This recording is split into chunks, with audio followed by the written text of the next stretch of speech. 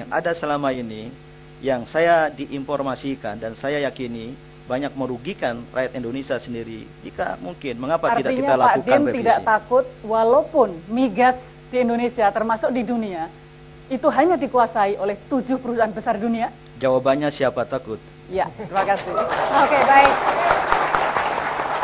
Cukup, Bu Henry? Cukup, Ya, silakan. Pak Ahmad Suwedi, silakan. Ya, sekarang banyak isu ya, bermunculan kelompok-kelompok Islam yang memakai isu ketidakadilan global ini sebagai cara untuk memobilisasi massa. Apakah Pak Din juga akan menggunakan isu Islam ini untuk menentang globalisasi? Ya, saya kira globalisasi tidak bisa kita elakkan. Saya berpendapat itu adalah sunnatullah. Tetapi bagaimana proses globalisasi itu bisa kita arahkan, tidak hanya untuk kepentingan negara-negara tertentu seperti major powers yang sekarang terlalu hegemonik di dunia ini. Tapi banyak juga negara-negara Islam yang seperti Arab Saudi misalnya yang di bawah cengkeraman globalisasi ini. Bagaimana kita Pak Din bisa mendorong itu? Ya, tentu masing-masing negara memiliki pilihannya sendiri ya. Tapi untuk Indonesia yang besar, dari sumber daya alam, sumber daya manusia, dan kita juga punya sumber daya nilai ya, yaitu modal budaya dan modal sosial bangsa ini, kita harus memiliki kepercayaan diri untuk masuk ke pusaran global, tapi bukan menjadi objek, tapi menjadi subjek gitu. Tapi sekarang hampir tidak ada partai-partai Islam dan kelompok-kelompok Islam yang cukup kuat untuk mengubah ini. Bagaimana Islam bisa mengubah ini? Umat Islam Indonesia siap, dan ini yang harus kita miliki.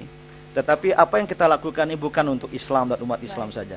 Ya, jadi mayoritas masyarakat Indonesia masih belum dalam konteks Islam, partai Islam. Partai Islam selalu lebih rendah daripada partai-partai yang nasionalis. Bagaimana Pak Din sebagai calon bisa mengundang para nasionalis ini untuk ikut memilih Pak Din? Ya, saya kira umat Islam tersebar di banyak partai politik, dan saya termasuk yang berpendapat politik itu penting, tetapi apakah penjelmaan politik Islam itu harus mementingkan bentuk formalistik ataukah juga isi gitu? Akan sangat sulit PMB untuk bisa berkoalisi dengan partai-partai nasionalis, karena itu mungkin seandainya Pak Din mengundang partai nasionalis untuk mendukung, kemungkinan akan ditinggalkan juga oleh sebagian pemilih Muhammadiyah dan PMB. Bagaimana Pak Din? Kalau seandainya ada partai Islam termasuk PMB datang berkonsultasi kepada saya akan sarankan agar mereka membuka diri terhadap semua kekuatan politik di Indonesia ini, termasuk partai-partai nasionalis. Oke, sarannya adalah untuk membuka diri. Tapi Pak, Bang Din, seperti apa posisi Bang Din terhadap Ahmadiyah, terhadap keberadaan Ahmadiyah di Indonesia?